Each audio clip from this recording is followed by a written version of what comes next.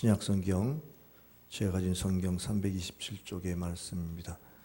이 말씀을 제가 읽을 때에 하나님이 내게 주신 말씀으로 받기를 바랍니다.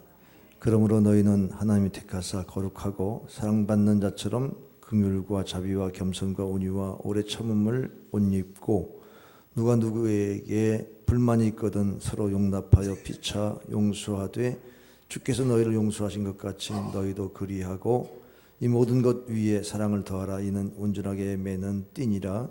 그리스도의 평강이 너희 마음을 주장하게 하라. 너희는 평강을 위하여 한 몸으로 부르심을 받았나니 너희는 또한 감사하는 자가 되라.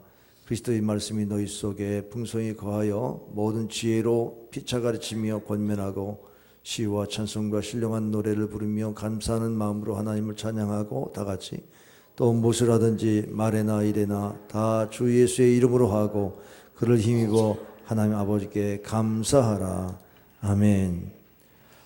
하나님께서 좋은 계절에 여러분 또 이 시간 우리 복지주일을 맞이해서 함께하는 예배에 큰 은혜 있기를 바랍니다. 이 계절이 또 특별히 우리 한가위가 있어서 한가위의 풍성함을 우리가 고백하는 그러한 덕담이 있죠. 더도 말고 덜도 말고 한가위만 되어라 이렇게 하는데 우리 한번 인사를 서로 나누겠습니다. 추석 명절에 풍성하게 지내시길 바랍니다. 이렇게 인사를 나누겠습니다. 추석 명절에 풍성하게 지내시길 바랍니다.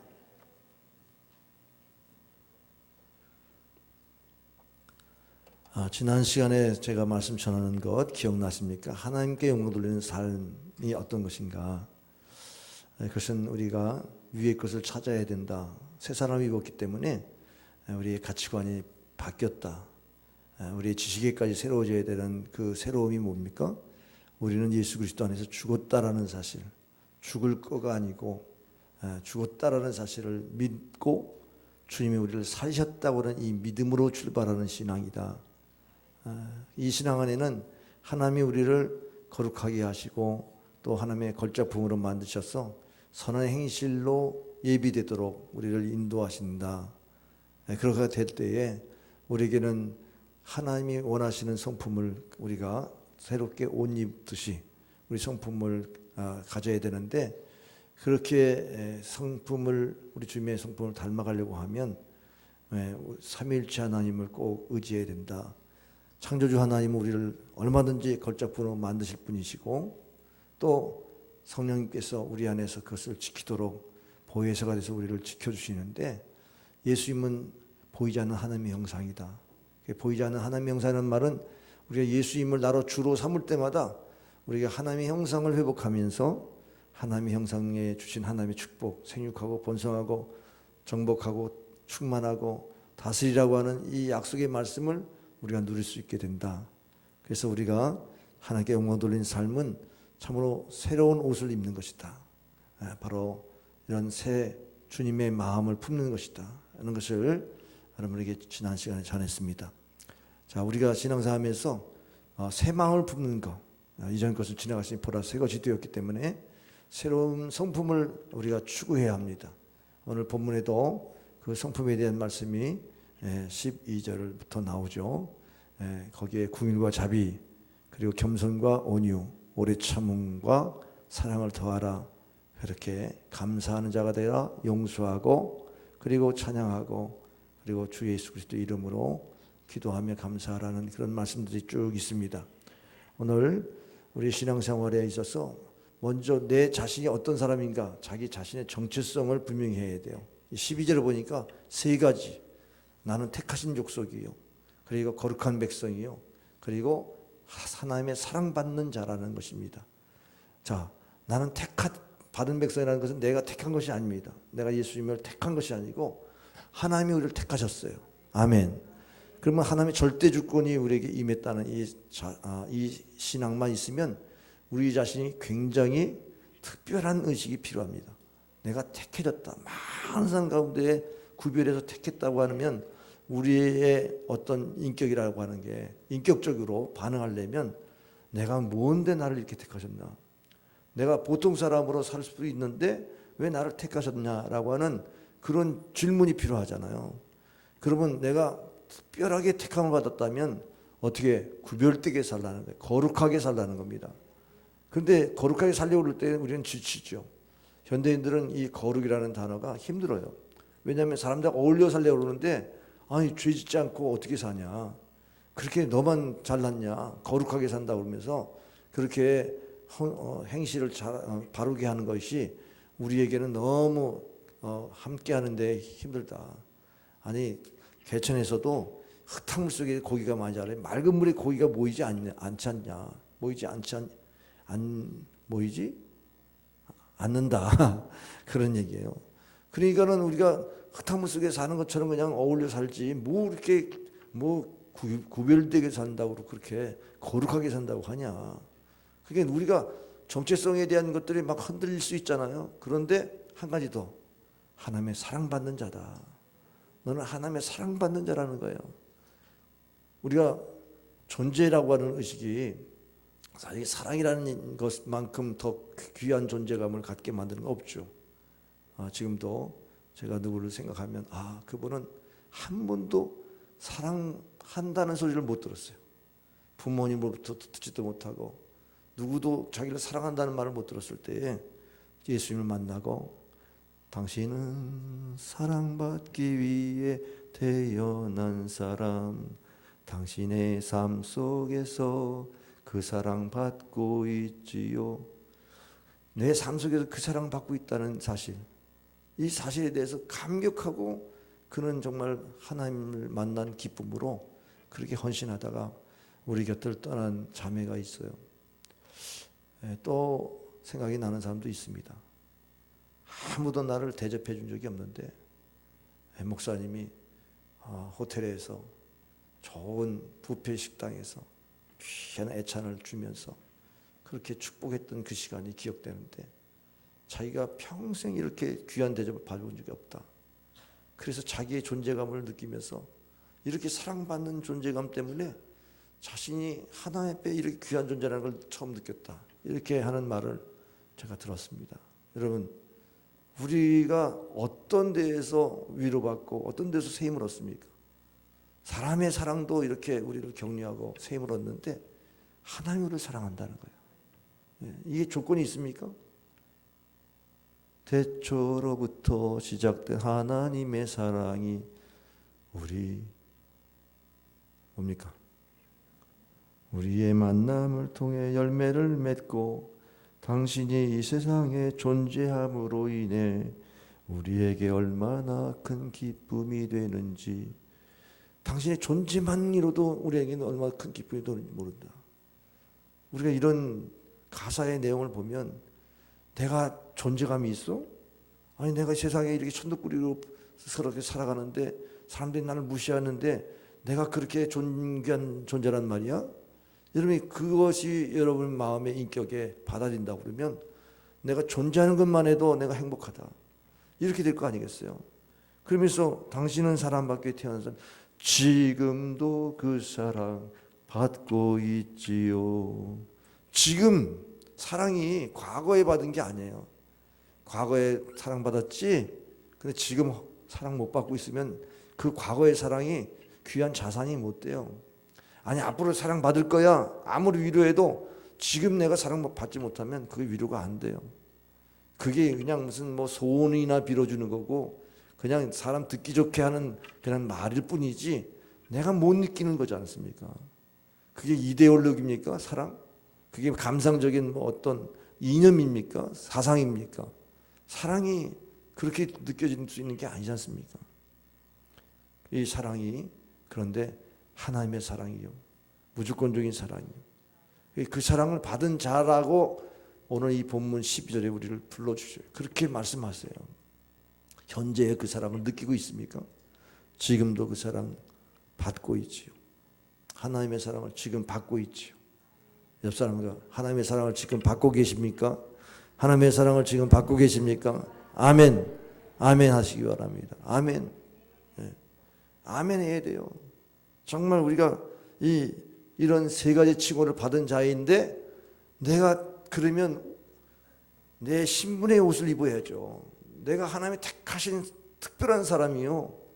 하나님이 우리를 거룩하게 만드시려고 우리를 계속 만져가시면서 작품을 만드시는데 하나님의 사랑받는 자로서 내가 실망하지 않고 끝까지 내가 이 사랑을 간직하겠다고 하면 내가 과거에 누더기 같은 죄의 옷을 벗어버리고 내가 잘못된 인생을 버려버리고 이제는 하나님의 선한 인격으로 바꾸려고 하는 노력이 필요하지 않겠습니까?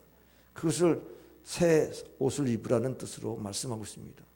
우리가 새 옷을 입는 것을 오늘 12절부터 말씀합니다. 우리가 긍휼과 자비와 겸손과 온유와 오래 참음의 옷을 입고 용서와 사랑의 옷을 입고 평강과 감사의 옷과 말씀과 찬양의 옷을 입으라는 것입니다. 오늘 긍휼의 옷을 입어야 되겠습니다. 긍휼이라고 하는 것은 심판을 견디는 은총입니다. 야고보서 2장 13절에 긍휼을 행하지 아니하는 자는 긍휼이 없는 심판이 있으리라. 긍휼은 심판을 이기고 자랑하느니라. 여러분이 잘못됐습니다. 그런데 불쌍형을 받지 못하면 그 심판을 그대로 받습니다. 긍휼이 없으면 우리는 심판을 견딜 수가 없어요. 죄값을 우리가 대신 내가 치르고자 하면 그걸 어떻게 감당하겠습니까? 지옥의 형벌을 우리가 가서 봐야만 됩니까? 내가 긍휼을 받지 못한다 그러면 우리는 우리 스스로 피할 곳이 없어요. 그래서 산상수훈에 긍휼히 여김을 받는 자는 복이 있나니 그가 긍휼을 받을 것이요. 할렐루야. 그럼 우리는 긍휼을 받을 만한 죄인이라는 사실을 인정하고 이 긍휼을 사모해야 됩니다. 자격 없는 자에게 주시는 것이 은혜이죠. 자격 없습니다. 긍휼을 받을 만한 자격이 없어요. 그런데도 긍휼을 받았다는 것은 얼마나 이게 감사하고 그 감사가 우리의 삶을 통해서 나도 다른 사람 보면 불쌍히 여겨야지. 나 같은 사람도 이렇게 불쌍히 여김을 받았는데 저런 사람 얼마나 불쌍할까. 이런 긍휼의 마음이 일어날 수 있기를 바랍니다. 여러분이 긍휼이 필요할 때가 옵니다. 지금은 여러분이 건강하고 또 잘 나간다 그러면 남들에게 도와줘, 불쌍히 해달라 그런 말 좀 수치스럽으니까 그런 긍휼이라는 단어 안 쓸 수 있어요. 그러나 나이 들고 치매에 걸리고 여러분 다 건강 잃어버리고 기억력 감퇴되면 누군가가 도와줘야 살잖아요. 그 인생은 긍휼이 없으면 살 수가 없다는 거죠. 여러분 긍휼에서 자비가 나옵니다. 자비라는 뜻은 카인드니스, 친절함이에요. 사람이 어쩌다 저렇게 좀 제대로 좀 살라고 그러지 이렇게 여러분이 가르친다고 됩니까? 안 돼요. 그래서 친절하게 도와주는 거, 이게 자비가 긍휼에서 나오는 겁니다. 이 자비는 친절함인데 예수님이 그렇게 친절하셨어요. 예수님이 부활하신 다음에 제자들에게 찾아오셨죠. 근데 그때 도마가 없었습니다. 12제자 중에 가롯은 몸매야 죽고 이제 11제자가 있었는데 그 중에 도마가 그 사이에 없었어요. 그래서 예수님이 8일 만에 다시 오셔가지고 도마가 의심하고 있는 걸 아셨어요. 내 옆구리에 손을 넣어보라. 예수님의 창자국을 만져보고 손에 못자국을 만져보면서 주님을 하나님으로 부르니까 내가 보고 믿느냐?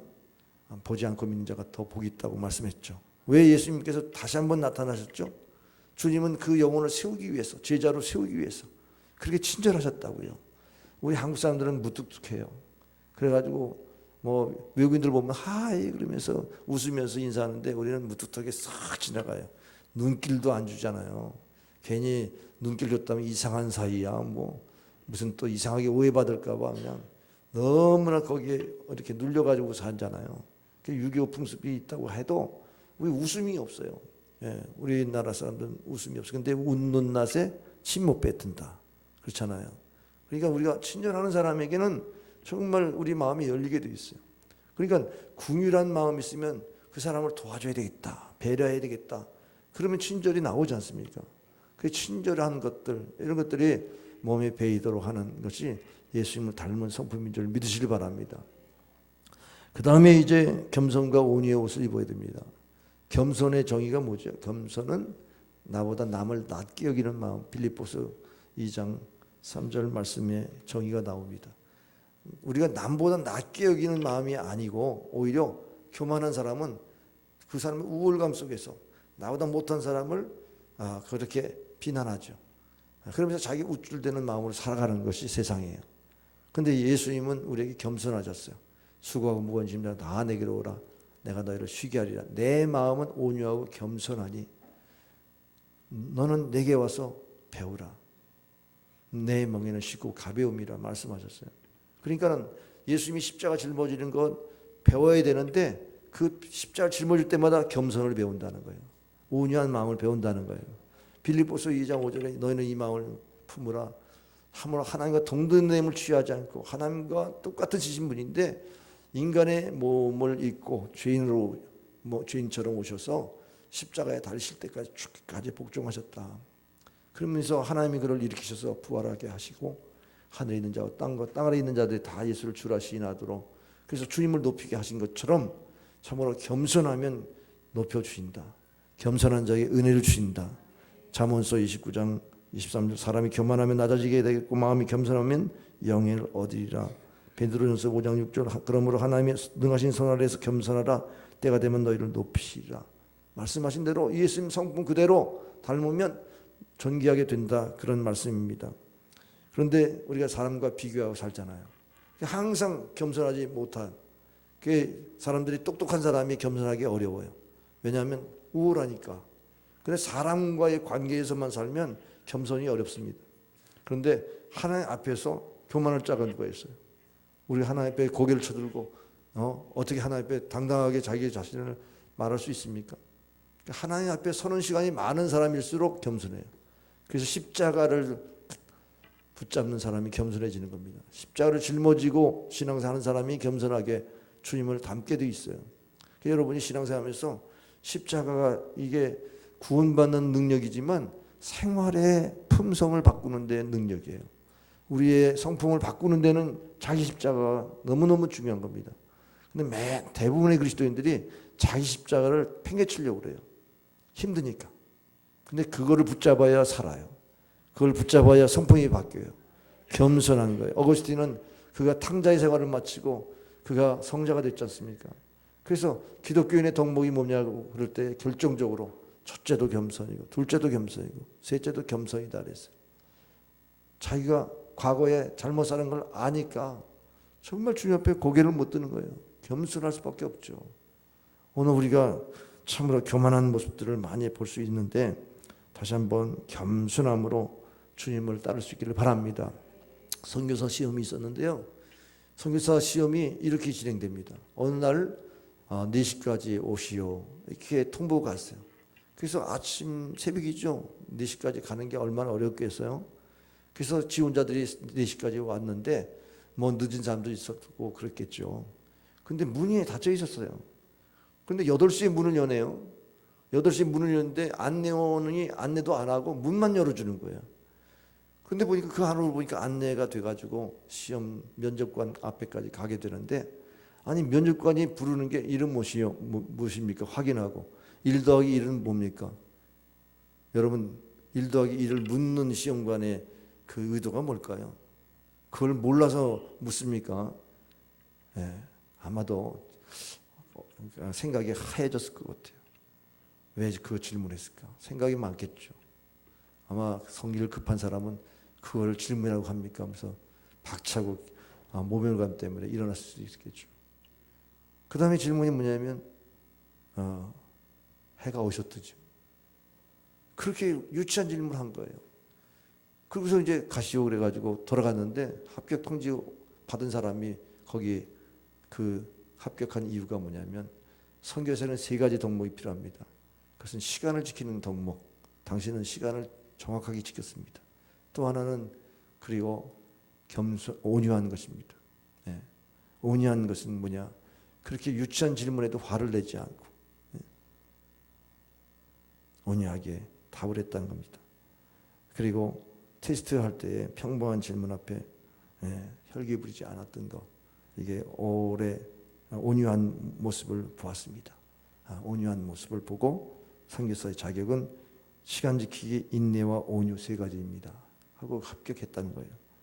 오늘 하나님 앞에 우리가 합격할 수 있는 것 중에 하나가 이 오래 참음입니다. 인내하는 것이 얼마나 중요한 줄 아세요? 예수님이 사랑을 말할 때 사랑은 오래 참고 사랑의 그 시작이 오래 참음이에요. 오래 참음이 왜 우리에게 중요하냐 하면 히브리서 10장 30절에 보면은 인내가 너에게 필요하면 하나님의 뜻을 행한 후에 약속을 받게 하려 함이라. 그래서 하나님의 약속은 반드시 인내를 통과하게 돼 있어요. 아브라함이 75세에 자식을 허락하신다고 약속하셨는데 약속이 언제 증명됐어요? 100세가 돼가지고 아들을 낳잖아요. 25년 동안 너무너무 오랫동안 참는데 자 육신의 그 아내의 경수가 끊어지죠. 잉태할 이제 시간은 지나가고 있습니다. 그러니까 마음이 초가조화하니까 육신적으로 뭐 엘리에셀의 몸종을 상속자로 삼으려고 했다가 그것도 아니요. 그러면서 또 이스마엘을 또 낳았더니 그것도 내 몸에서 나는 자식이라 하나님의 약속의 자녀다. 그러면서 그것도 물리치니까 이 얼마나 많은 과정 속에서 깨졌습니까? 아, 하나님의 말씀 그대로를 믿어야 되는구나. 인간의 다른 수단 방법을 쓰면 안 되는구나. 그렇게 연단을 받았잖아요. 환난이 인내를, 인내가 연단을 받으면서 하나님이 계속 꿈을 주시잖아요. 하늘의 별을 봐라. 그 별처럼 내 자손이 창대하리라. 별이나 뭐나 자손 하나도 없는데 무슨 별처럼 창대한다고 그런 말씀을 들을 때 화가 나지 않겠어요? 근데 그 말씀을 온유하게 받아들이고 또 기다리는 거예요. 인간이 실수하니까 또 가정 불화가 있는데 그것마저도 하나님 뜻대로 순종하게 만들어가지고 결국은 100세의 아들을 낳았어요. 그 아들을 또 하나님 바치라고 그러지 않습니까? 근데 그거를 바칠 때에 하나님의 음성이 뭐예요? 네가 나를 사랑하는지 내가 알았다. 하나님 사랑하는 자를 어떻게 보아요? 오래 참음으로 지켜보는 거예요. 우리가 신앙생활 할 때 내가 다 할 것처럼 베드로처럼 성경 급한 사람은 내가 다 하겠습니다 이런 식으로 헌신해도 얼마 못 가요. 냄비 신앙이 뭐예요? 냄비 파르르 끓다가 그냥 불에서 따로 놓으면 금방 식잖아요. 신앙이 그렇게 냄비 신앙이 되면 안 되죠. 오래 참으면서 그 내공이 쌓여가지고 연단을 많이 받는 사람은 오래 참으면서 사랑이 그 안에서 열매를 맺는 겁니다. 할렐루야. 그래서 성령의 열매, 오래 참음이 바로 성령의 열매 가운데 있어요. 사랑은 오래 참음으로 말씀하지만 성령은 또 사랑과 희락과 화평과 오래 참음이 있습니다. 참으로 우리에게 오래 참게 하시는 그런 과정에 있다 그러면 거기에서 그 소망이 부끄럽지 않기를 바랍니다. 하나님의 사랑이 부어집니다. 분명히 내가 너를 사랑한다 이런 음성을 듣게 되는 것입니다. 오래 참음으로 하나님의 음성 듣기를 바랍니다. 여러분 관포지교라고 하는 말 여러분 들어보셨습니까? 예, 제나라 때에 중국의 제나라 때에 이 친구의 우정이 너무 돈독했습니다. 이 관포와 그리고 관중과 포수의 이야기인데요. 그 관중이 이제 서로 장사하는데 이익을 많이 남기면 시기 날만도 한데 그 집이 가난하기 때문에 은택을 많이 입은 것이다 이렇게 생각합니다. 또 관중이 사업에 실패하고 과거에 세 번이나 낙방하니까 아유 우리 친구가 때를 잘못 만나서 저렇게 능력 있는 사람이 때를 못 만나서 이렇게 관직에 오르지 못하는구나. 재능이 아깝다. 이렇게 생각하는 겁니다. 관중이 전쟁에 나갔는데 지 전쟁에 나가가지고 도망을 나간 거예요. 도망온 거예요. 그래가지고 결국 그 포숙이 말하는데 참 우리 늙으신 어머니를 생각하고 그 전쟁에서 집으로 갔구나. 그러면서 효도하는 그 효성을 또 취하한 겁니다. 그래가지고 결국 이 관중이 나를 알아주는 사람은 포숙밖에 없다. 정말 변함없이 그 우정을 깊이 나눌 수 있는 관계를 관포지기라고 합니다. 사랑은 믿어주는 겁니다. 사랑은 오래 참으면서 믿어주는 겁니다. 그러니 우리 하나님이 우리를 믿어주는 게 얼마나 오래 참으세요. 인류를 구원하시는데 얼마나 오래 참으세요. 뭐 금방이라도 심판받을 만한 일이 있어도 오래 참습니다. 혹시 여러분이 세상이 왜 이러냐 하면 살아계시면 이런 불의를 왜 그냥 놔두냐 이렇게 흥분하는 마음이 있거든. 하나님은 그 사람을 구원하기 위해서 지금도 참고 계시다. 이렇게 오래 참은 하나님의 성품을 기억하시고 긍휼히 여기실 바랍니다. 그리고 용서의 옷을 입어야 돼요. 오늘 13절에 보니까 누가 누구에게 불만이 있거든 서로 용납하여 피차 용서하되 주께서 너희를 용서하신 것 같이 너희도 그리하고. 우리가 용서하라고 그러면 용서가 잘 안 돼요. 왜 그랬죠? 상처가 있었어. 근데 용서하라는 이 명령의 그 근본이 뭐예요? 내가 용서받은 것을 기억하느냐? 너희가 용서받은 것을 기억하는 그것처럼, 용서받은 것처럼 너가 용서하라는 거예요. 주기도문에 우리가 용서한 것처럼 우리를 용서해달라는 그 용서는 빚을 갚다는 뜻입니다. 비유의 말씀 가운데 만달란트 빚을 내가 갚을 수 없어서 탕감해 주었어요. 그 주인이 탕감한 것을 감사하고 그랬는데 돌아가는 길에 100다나리온 자기에게 빚진 사람을 만났는데 그 사람에게 돈 갚으라고 멱살잡이하게 가면서 나에게 돈을 갚지 않으면 내가 놓지 않겠다고 그러면서 막 협박하는데 그 주인이 그 소식을 듣고 옥에다 가두더라. 내가 정말 받은 은혜를 기억지 못하냐. 이렇게 탕감해준 그 은혜도 기억 못하고 그 작은 그 금액으로 비유하면 얼마나 작은 것입니까? 근데 그것을 용서하지 못했다고 하면서 옥에 가두어서 그렇게 형벌을 가하지 않습니까? 오늘 가장 큰 형벌은요, 용서하지 못한 형벌이에요. 인생이 왜 지옥 같은 인생입니까? 용서가 안 돼서 상처를 받아가지고. 내적 상처, 내적 치유가 안 된 사람은 용서 못합니다. 근데 내적 치유를 어떻게 받는 거예요? 예수님이 내 안에 계신 거예요. 나를 용서하신 분이 내 안에 계신 거예요. 예수님이 나의 삶의 주인이세요. 아까도 얘기했지만 사랑받는 자예요. 그러면 그 용서할 수 있는 힘이 날 수밖에 없죠. 예수님이 나를 위해 죽으셨다는 이 믿음이 있는 내 안에 예수님이 계신 것이 내가 죽었다는 사실을 여러분이 인정 안 하니까 계속 자신의 그 상처만 드러내는데 내가 예수님 안에서 죽었다라는 이 신앙이 치유되는 데 능력입니다. 내가 이미 십자가에 죽었어. 덤으로 사는 거야. 이 신앙 고백이 있어야만 여러분이 어떤 사람도 용납하고 용서할 수 있어요. 여러분이 용서하지 못하는 것은 내적으로 여러분을 예수님을 주로 모시지 못한 것도 되고 여러분이 아직도 죽지 않았다는 거예요. 죽었다는 신앙이 없다는 거예요. 죽었다는 신앙이 없기 때문에 부활의 능력 안에 살지 못하는 겁니다. 그래서 참으로 안타깝지요. 네, 그런 신앙이 여러분 안에 있는 것을 봅니다. 내적 치유가 안 돼가지고 남을 용서하지 못하는 자신을 돌아보세요. 자기가 얼마나 큰 죄인인지 얼마나 큰 용서를 받은 것인지. 탕자가 아버지 유산을 다 탕진했어요. 아버지 집에 돌아왔을 때 너 내 재산 어떻게 처리했냐고 야단맞지 않았습니다. 내 아들 죽었다 다시 살아났다. 이런 자를 다 찾았다. 그러면서 그 아들의 신분을 회복시켜 주잖아요. 그러니까 아버지의 마음이 용서하고 용납하는 마음이에요. 우리가 아버지의 마음을 품고 예수님의 마음을 품으면 우리는 용서할 수 있어야 합니다. 이 용서가 여러분의 신앙 안에 열매 맺기를 바랍니다. 여러분 세상에 일방적인 가해자도 없어요. 일방적인 피해자도 없습니다. 다 연루된 사건과 그 내용을 보면 그럴 수밖에 없는 처지들이 다 있다고요. 그러면 그 내용도 모르고 여러분 정죄합니까? 용서 못한다고 말합니까?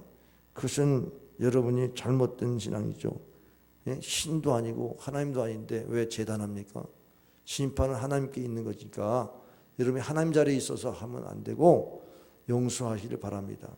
교회 생활에 가장 필요한 게 용서잖아요. 공동체 속에서 가정 안에 용서가 없으면 그 가정이 어떻게 되겠어요? 파괴되죠.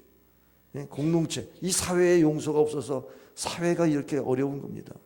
근데 용서라는 게 그렇게 쉽지 않으니까 치유된 사람이 치유하는 거예요. 용서받은 사람이 용서하는 거예요. 그러니까 크리스찬들이 용서해야죠. 존 버넌이 자신이 뭐라고 그러냐면 자기는 쇳덩어리의 삶을 살았다. 지금도 나는 쇳덩어리 속에 있다는 거예요. 사도 바울이 자기는 하나님을 모를 때 지은 죄에 대해서 하나님이 용서해 주셨다고 그렇게 고백하는데 오늘 생각해 보면 우리의 자신이 누구한테 무슨 거룩이라고 말하고 또 대단한 사람으로 도덕적인 사람이라고 말할 수 있습니까? 그 내면에 원죄가 있는데 그 죄가 드러나지 않았을 뿐이지. 그래서 용서하는 만큼 자기를 사랑하는 겁니다. 자기를 사랑하는 사람은 남을 용서해 줘야 돼요. 주님이 나를 그렇게 사랑하셨으니까 자기를 사랑하세요. 자기를 사랑하지 않기 때문에 남을 용서 못하는 거예요. 톨스토이가 이 세상에서 사랑만큼 귀중한 것이 없는데 서로 용서하라. 이 세상에 화평하게 지낼 수 있는 방법은 하나밖에 없다. 그것이 용서다. 그랬습니다. 우리 옛말에 은혜는 돌에 새기고 원수는 물에 새기라는 말이 있습니까? 반대죠. 은혜는 물에 새기고 원수는 돌에 새기라고 그렇게 말했어요.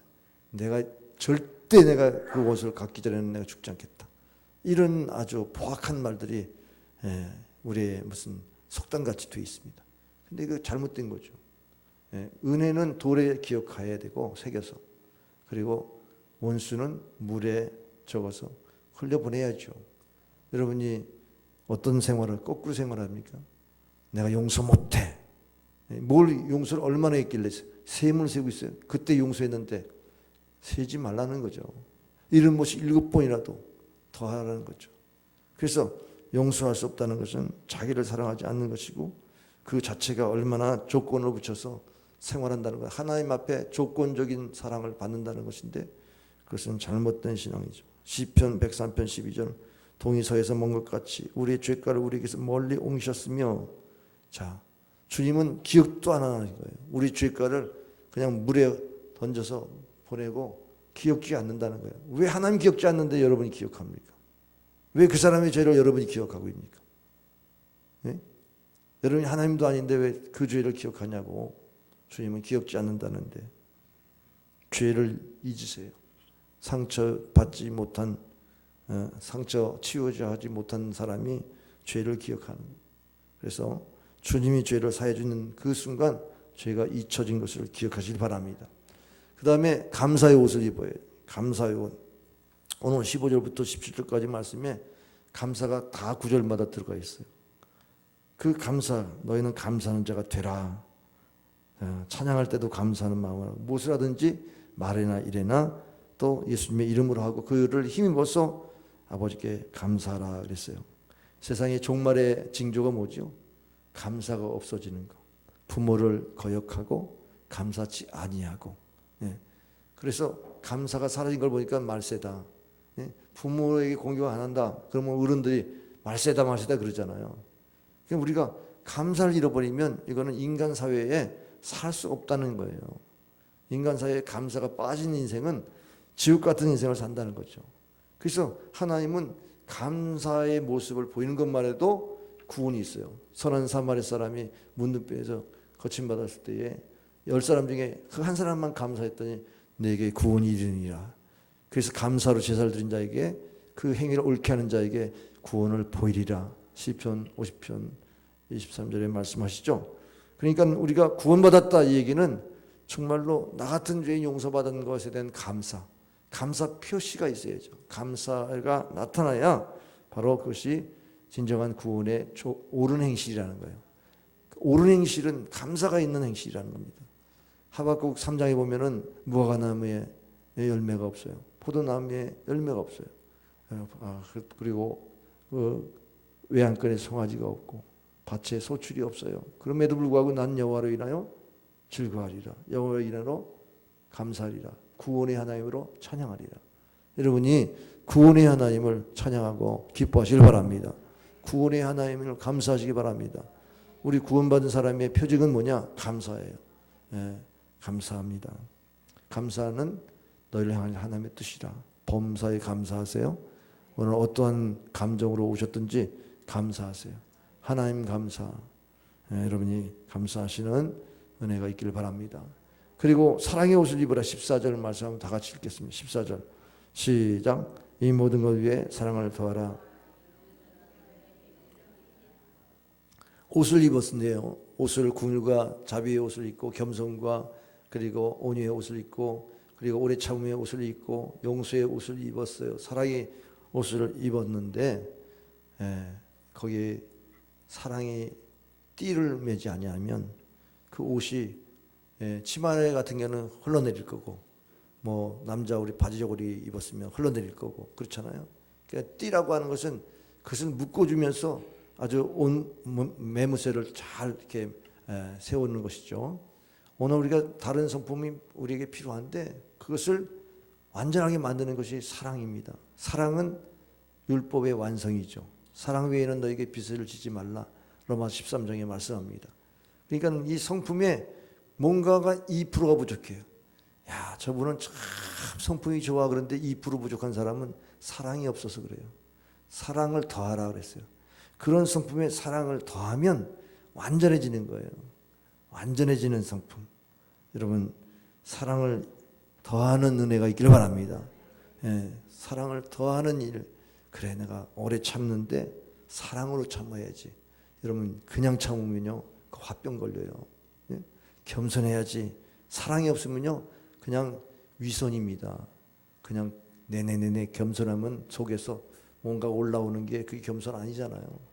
사랑을 더하신 것이 진짜 겸손이고 다른 성품의 열매인 것입니다. 그래서 이런 예수님의 옷을 입으면 어떻게 될까요? 이런 예수님의 성품을 우리가 닮아가면 그리스도의 평강이 우리를 주장하게 된다. 오늘 15절의 말씀, 평강이 우리를 주장한다는 말은 평강이 뭡니까? 하나님과 관계가 바르게 되는 것이 샬롬이죠. 하나님과 관계를 바르게 하는 거예요. 그래서 나의 평안을 너에게 주노니, 이 평안은 내게 있는 평안이 아니에요. 내 평안은요 기분 좋을 때가 있고 또 나쁠 때가 있어서 평안이 막 깨지잖아요. 그런데 주님이 주시는 평안은 이거는 죄를 이긴 평안이고 또 하나님과의 바른 관계의 평안이고, 그래서 이 평강은 영의 생각을 가질 때 와요. 육신의 생각은 사망이요 영의 생각은 생명과 평안이니라. 그래서 영적으로 생각하는 거예요. 왜 이렇게 나를 이렇게 괴롭히지? 근데 영적으로 생각해 보세요. 이때 주님께서 나에게 어떤 마음을 가지라는가? 오래 참으라는 거구나. 궁일 얘기라는 거구나. 궁일 얘기하다 보니까 그게 생각이 나네요. 여러분이 영적으로 보면은요 참 잘못되어 있는 사람들이 보이잖아요. 그러면 저들이 하는 줄 저들이 알지 못합니다. 예수님 십자가에서 그러면서 다 용서하셨잖아요. 그러니까 불쌍한 거예요. 하나님을 알았더라면 저렇게 안 했을 텐데. 윤리도덕적으로만 가르치지 말고 예수를 믿게 만들어야 돼요. 예수를 모르니까는 사탄 짓 하는 거 아니에요. 예? 사탄 짓 하는 사람들이 왜? 예수님을 모르니까. 불쌍한 거예요. 영적으로 잘못됐으니까. 근데 세상은 그렇게 보질 않아요. 세상적으로 보면 가졌으니까 저러지. 너가 얼마나 가지면 얼마나 갖냐 하면서 원수 맺는 마음은 자꾸 있잖아요. 그래서 평안을 잃어버리잖아요. 그러니까 우리는 주의 평안이 우리에게 임하는 것은 세상에 줄 수 없는 평안이에요. 이거는 세상에 줄 수 있는 평안이 아니에요. 물질을 주고 소유해서 이렇게 주는 평안이 아닙니다. 그래서 크리스찬의 평안은요 참으로 우리가 존재감에서 옵니다. 존재감. 세상 사람들은 많이 소유해서 평안하려고 그래요. 그러나 우리 크리스찬의 평안은 내가 누구예요? 택하심 받은 백성, 하나님의 택하심 받은 백성, 하나님의 거룩한 백성으로 부르심을 받았다. 지금도 하나님 사랑받는 자다. 여기에 대한 존재감 때문에 평안한 거예요. 할렐루야.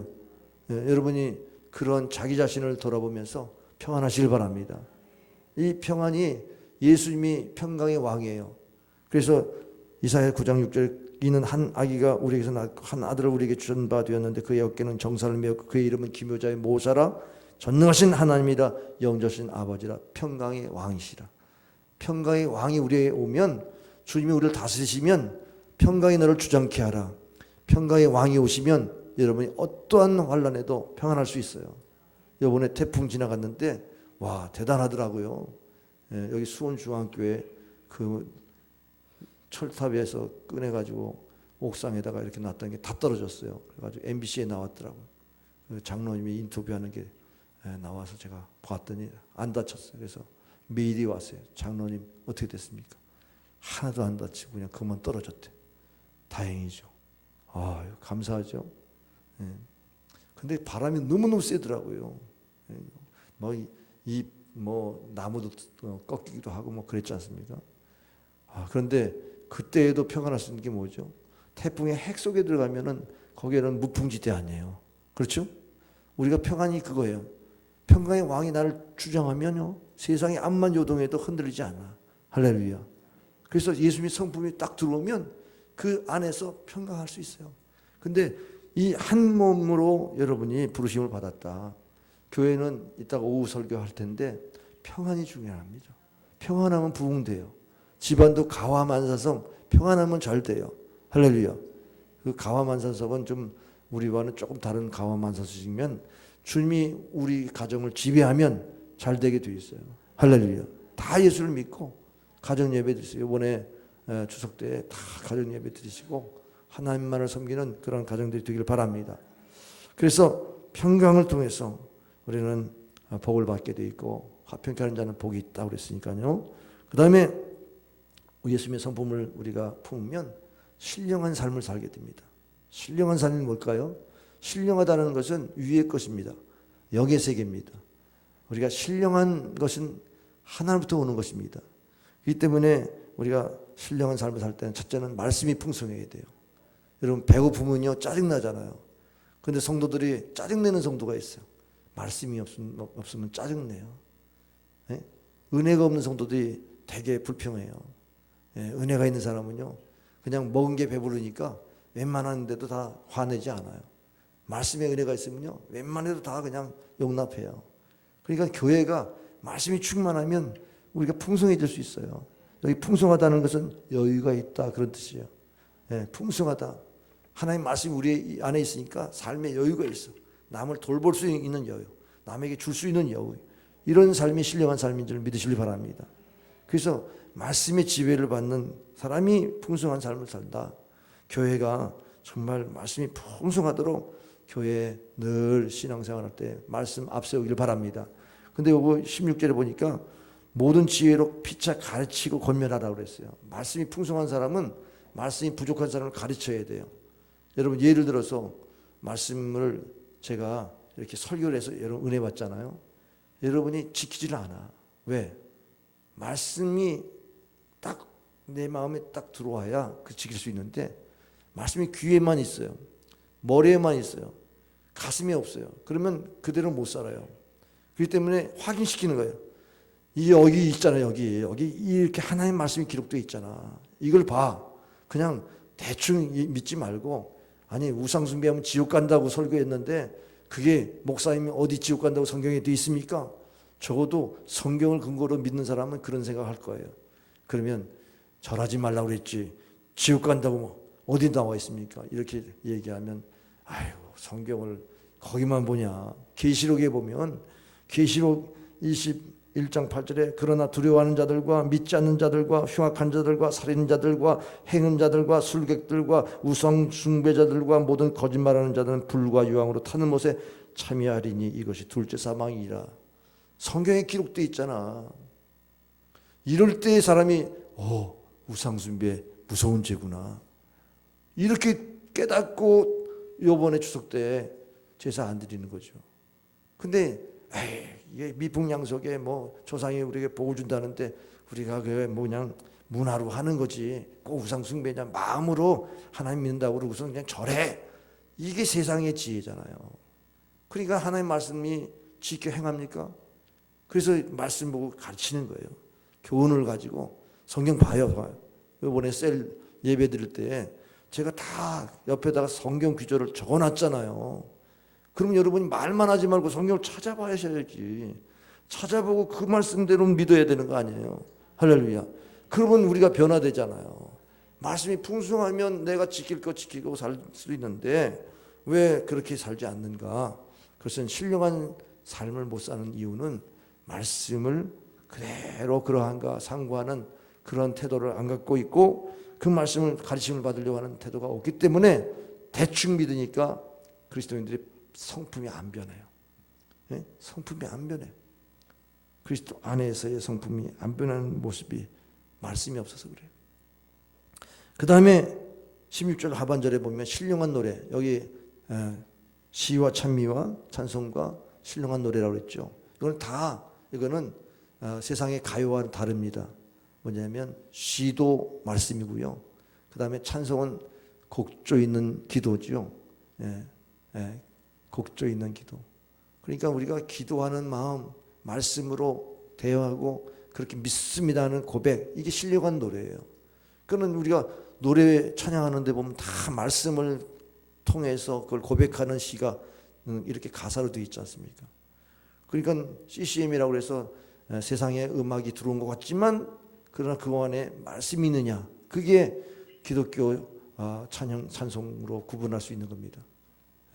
오늘 드디어 드러머가 또 악기가 이제 서게 돼요. 그러면 왜 이렇게 교회가 악기에 돼? 동원해서 시끄럽냐? 괜찮아요. 왜?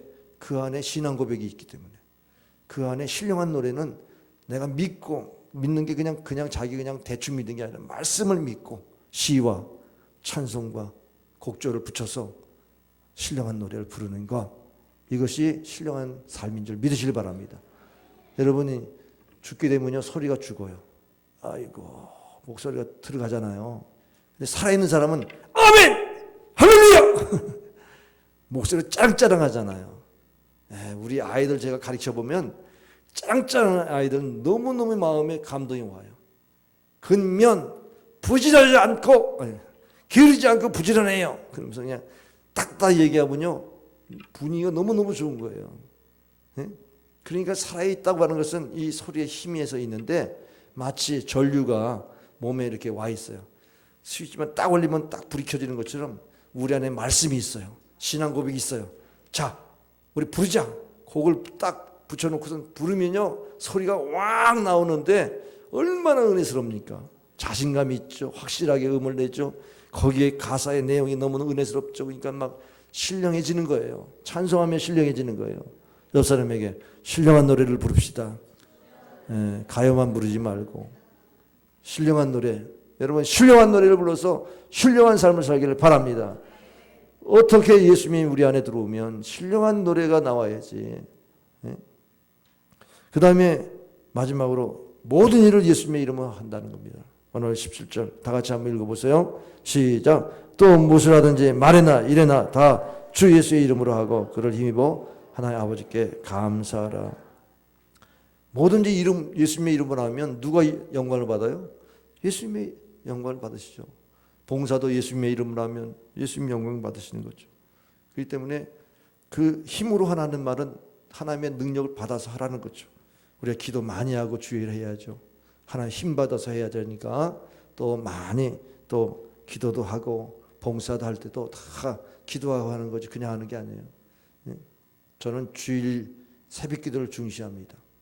제가 주일날 새벽 기도를 할 때 오늘 영적인 것을 다 품고 기도합니다. 오늘 이 사역이 승리하기 위해서. 왜? 기도 없이 사역 못하죠.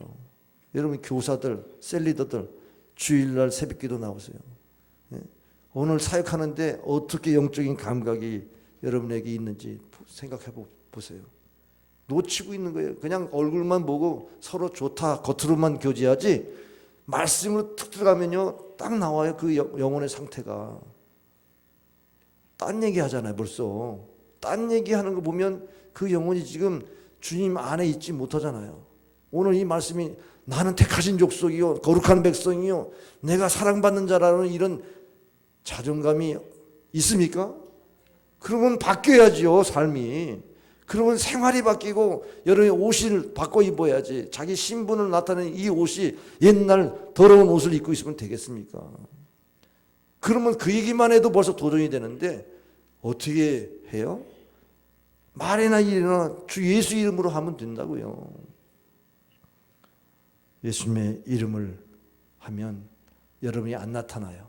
다 구제도 예수님의 이름으로 하고 여러분 헌신하는 거 다 예수님으로 해보세요. 하나님만 영광 받으시죠. 그것이 바로 우리가 신령한 삶을 사는 줄 믿으시길 바랍니다. 기도하겠습니다. 아버지 하나님 감사합니다.